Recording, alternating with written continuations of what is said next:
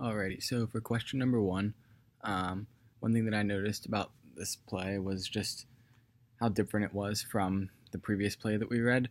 Um, I did like how this one still did have a couple of references to the Greek gods and all of that, but it was a completely different kind of play that we were reading. Shakespeare, it was just a whole different format and everything, and I really enjoyed reading this one more than last week's play.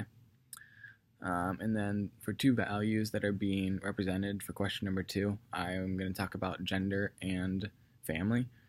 So gender obviously is a big concept of this play, which leads into question number four.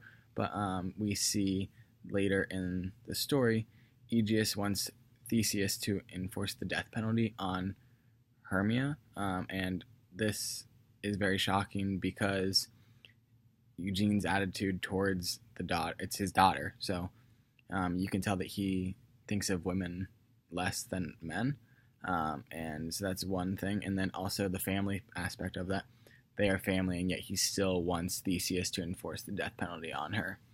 So I thought that was one thing that really stood out to me.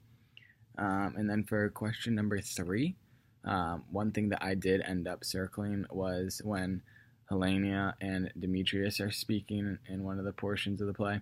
Helena says, "I am your spaniel," and I just highlighted the word spaniel because when I think of that, I think of the dog, and I actually looked it up, and it is often used as a symbol of devotion, so that was more clarification for me on that. And then I already talked about question four, but how that whole concept of the death penalty of a daughter, I feel like the gender role in this is very different just because the fact that he would still want the death penalty for his daughter, you don't see that in today's world, and so it's just very different.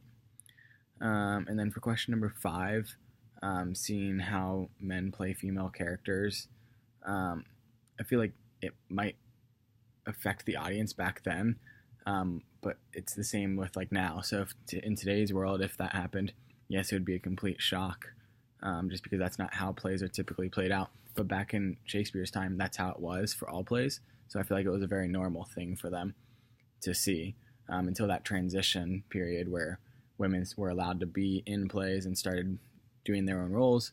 Men did use that, and it probably added more of a comical aspect to the plays.